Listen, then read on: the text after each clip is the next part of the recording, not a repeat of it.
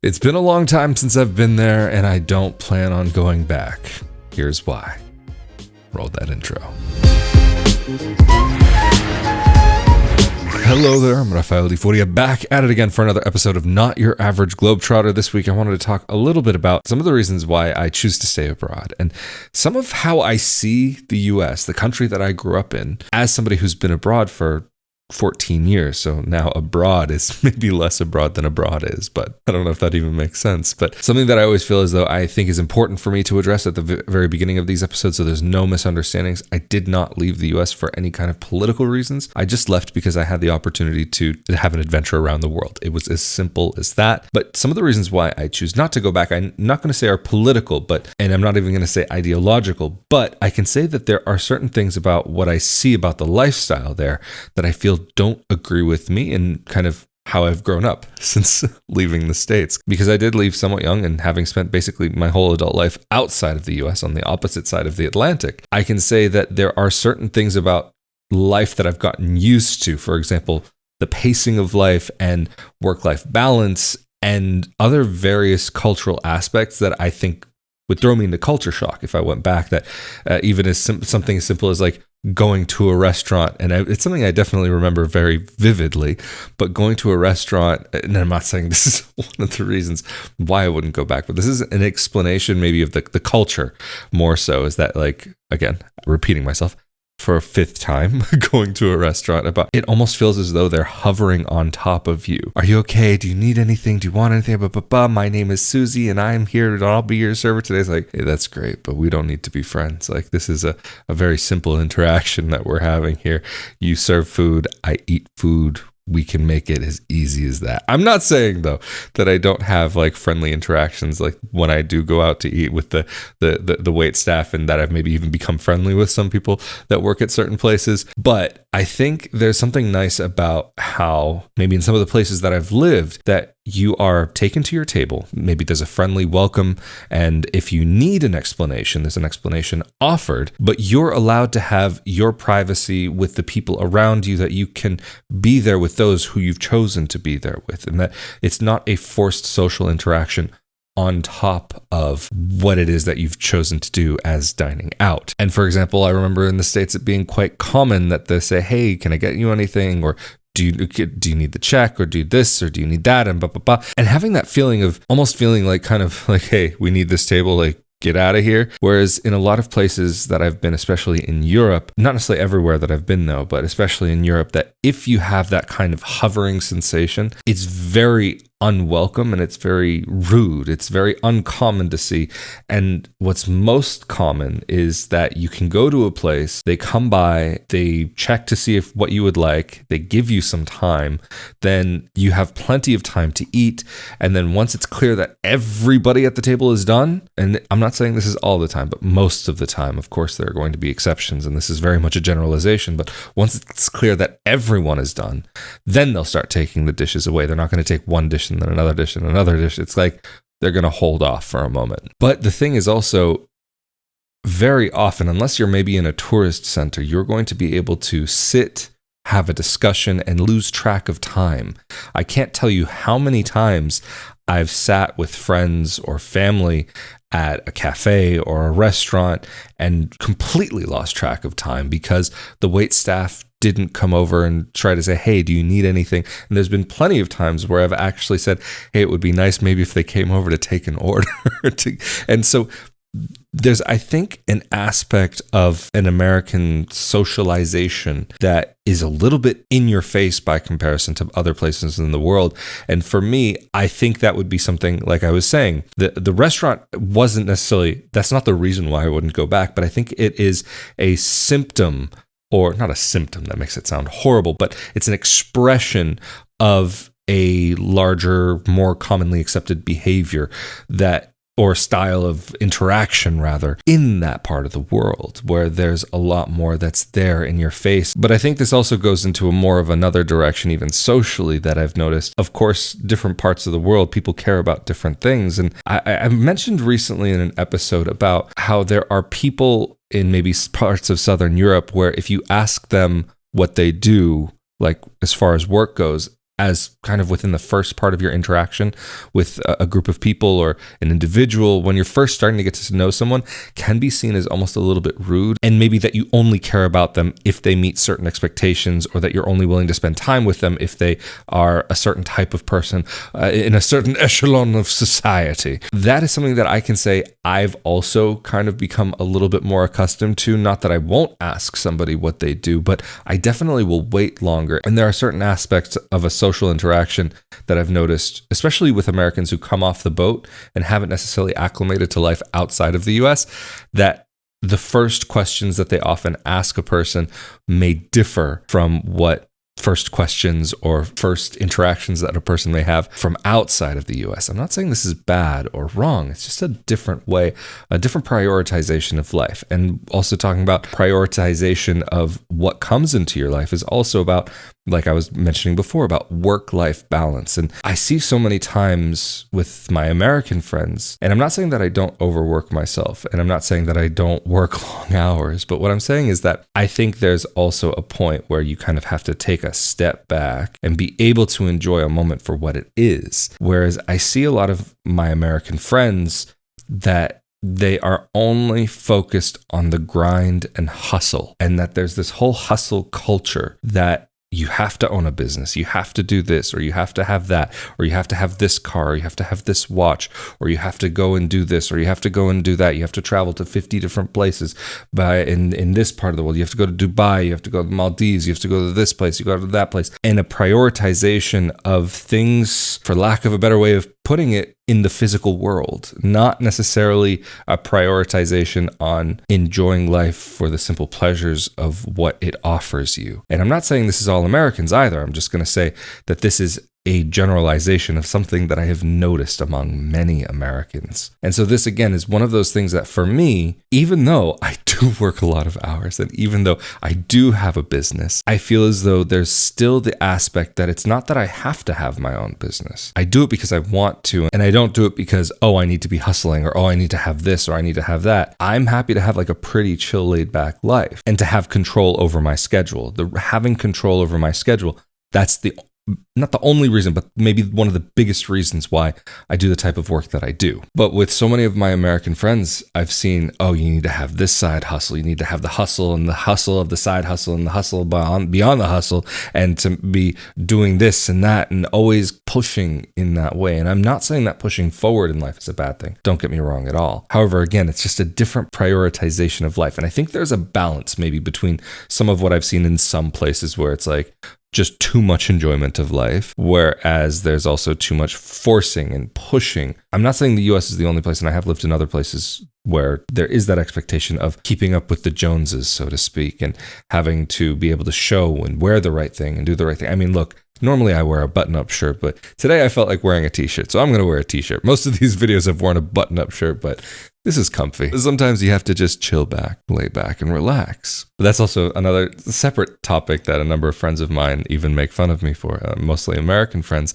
that I tend to wear like a button-up shirt, like just a regular shirt. And whenever I wear a t-shirt, it always turns into this, whoa, he's actually wearing a t-shirt, because it's so uncommon for me. And I've seen in a lot of places that I've lived a certain way of dressing and caring about, and I'm not saying obsessing about how you look, and I'm saying I've lived in places where that definitely is a thing. I think there's a different level of care that people in some parts of the world do take towards the way that they present themselves to the world. I'm not saying that Americans dress like schlubs, but there are many that do. And I'm not saying that Americans dress poorly, but I have noticed that there is a different way of dressing and being open to athleisure wear, or a lot of wearing sweatpants, or different types of clothing that personally I wouldn't say would be something that I would be comfortable with wearing in my everyday life. But take what I'm saying with a grain of salt, because like I said, I'm the type of person that rarely ever wears a t-shirt to begin with. But it is funny though, when I've been at tables where it's a mixed group of people, especially like say Americans and Europeans, or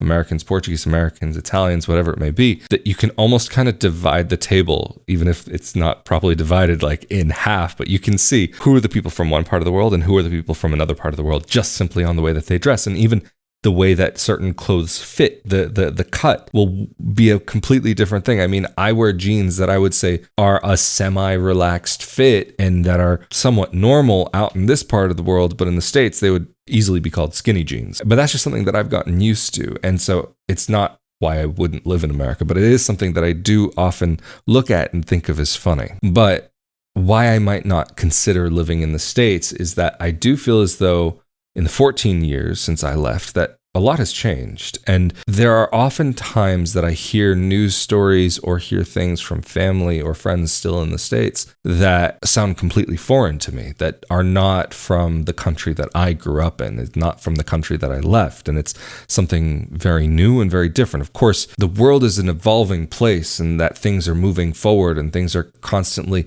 progressing in different directions. And of course, the US is not the only place that has changed. And of course, in nearly a decade and a half, things are not going to be the same as what they once were. I do sometimes see stories that are shocking to me, hearing about crime going up, or even sometimes hearing about places that I once knew as being very safe as turning and flipping completely upside down. And I'm not going to go into detail, but there are sometimes problems that have come up, especially in the past few years. And I think it's definitely symptoms of larger issues that exist. And I'm not going to get into politics or social or this or that or the other. However, also what's really shocking to see is the divide that's come up. I'm going to try to not get into politics here, and I'm really going to try, because this is also a very difficult topic to touch on. But sometimes the policies or the ideas that I hear coming out of certain politicians' mouths are shocking to me, that I feel as though maybe 15 years ago, some of the policies that are coming from one side, I would have heard from the other side. And from the other side, I would have heard from the other side. Like, things have gone in such different directions that as someone looking from the outside in, it's mind-boggling at times. But not only to see certain shifts in the way that things are going, but what's even more shocking to me is to see separations and divisions. And that's something that I feel is very sad, and seeing families separated over things that maybe they wouldn't have been separated over maybe 20 or 30 years ago. Okay, there's, I think, something to be said for making sure that the people in your life are the people who you feel as though are conducive to your lifestyle. But I think at the end of the day, also, family is family. That there are certain topics which separate families, not even allowing them to sit at the same table, and just allowing an interaction to exist solely as an interaction with a family member, and being able to put certain differences aside. I think that's very sad to see. And I feel as though I'm hearing about that more and more and more. Not like it hasn't existed though before. I feel as though it's becoming, at least again, as an outsider looking in, because the more that I'm abroad, the more that I feel as though I'm an outsider in that whole world. I mean, because I'm really lacking the words here, but having spent so much time outside of the States, I've often more and more feel as though I am an outsider looking in as a third party. But of course, it's where I'm from, and I still have many connections to that part of the world, and I can't help where I'm from. And even though I may not necessarily feel so American, you can hear something in my accent that says that I might be. But to move away from the political realm, something that is also a difference in the lifestyle and how it is possible to live your life in different parts of the world, I would say comes down to also cost of living. I'm not going to say that, oh my gosh, Portugal is cheap and it's this and it's that. I'm going to say it's low cost in comparison to many places. I'm not going to say it's perfect. And the costs of living here, as everywhere else in the world, have been going up. What I can say is that because I have been able to limit my spending and limit my cost of living, that it allows me, if I choose, and though, like I said, I do work many hours, that if I have moments where I need to choose to take time off, that I will often be able to give myself that time if absolutely necessary. But the thing is, I am grateful that I can enjoy what I do, so I often do choose to have a priority of work. But because I am blessed to enjoy the type of work that I do, I often do get lost in my work and allow that to kind of take over at times. But again, it's not about hustle. It's about I'm enjoying it. I'm enjoying this moment for what it is, for what I can do with it. And because I've been able to limit my spending when it comes to rent and various aspects of life, especially transportation.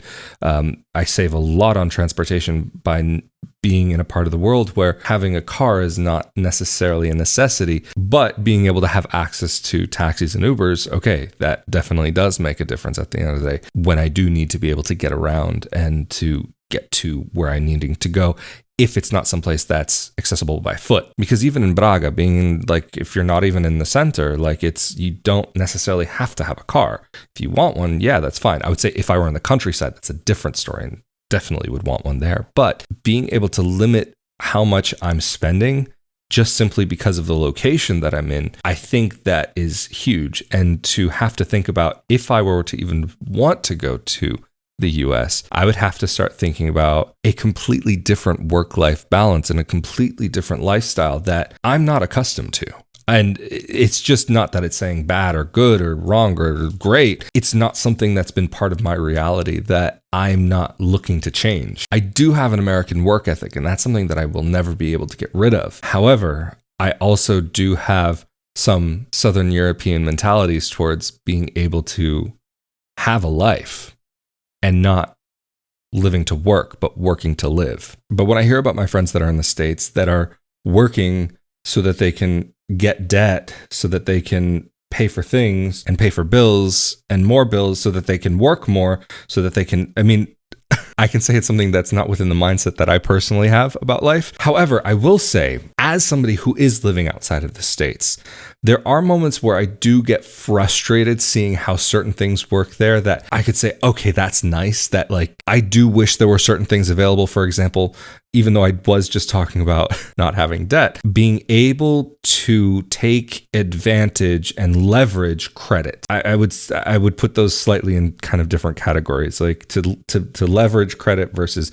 taking on debt just for debt, whatever. We don't need to get into finances so much, but having a credit score, that's like a very American idea that you don't really see in so many other places, where your ability to get credit will be dependent on your work contract. And I'm always constantly hearing about people in the States that are leveraging their credit scores to be able to get a loan for, I don't know, say a house, to be able to flip it or to be able to open something, to be able to move their life forward. And yes, I realize that I've been talking about the hustle culture, but I would say there's a balance where you can have certain aspects of being able to work and further your life without being part of the hustle culture. So there are certain things like that I do think are really interesting and not quite part of systems that you find in other parts of the world. And there are definitely certain aspects of being able to do work in the US that, if you're a small business owner, are much more attractive than other parts of the world. Is there a hustle culture because of the accessibility to it, or does the hustle culture necessitate the accessibility to these things? Like, which way does it go? Is it the chicken before the egg or the egg before the chicken? There are so many aspects of the mentality that I think are wonderful about a go-getter attitude, about looking to move forward in life, but there are certain things that get lost along the way. And something that I would say is maybe even slightly related, but not as big of a difference nowadays as it maybe once was, is the kind of consumerist attitude towards different parts of life, needing to buy X, Y, and Z, or replacing like your car every few years, or having the latest and greatest phone or technology or this or that. I would say, of course, it comes to that in the States that people more often will have a larger expendable income at the end of the month than in many other parts of the world. But at the same time, I would say there's definitely problems with consumerism, over consumerism. Not necessarily that people shouldn't have the option to buy things or to be able to choose what they want to have in their home or in their life. What I'm saying is that I think there's an attitude towards purchases that sometimes leave a person with a worship of a thing rather than being able to, again, enjoy life for the sake of life. I realize that saying this word worship of certain things may be very harsh, but I would say it's a reality that is necessary to look at, that certain aspects of certain lifestyles, like, again, like I mentioned before, having the car, having the clothes, having the watch, having the this, having that. It's not a uniquely American problem. However, I notice it more amongst American friends of mine And they know I think these ideas, like these are not ideas that I won't say straight to their faces as we talk about these things. But what I'm saying is that I think there is an issue when you have so many layers of so many different things on top of each other that you start to lose sight of other aspects of life that are really worth prioritizing. Again, family, the little moments, the little things, and again, being able to enjoy a moment for the sake of that moment. But this is where I'm going to end off this episode, Not Your Average Globetrotter. So thank you all so much for joining me again for this episode. Thank you to all of you who support this project to help it to be able to keep on going forward. I really do appreciate that. And of course, as always, if you have anything that you agree with or disagree with, feel free to let me know down in the comment section below. It's always interesting to hear what you guys have to say and what you think. And of course, as always, I'm Rafael Di Furia. Stay safe and healthy out there. This has been another episode of Not Your Average Globetrotter, and I will see you all next time. Later.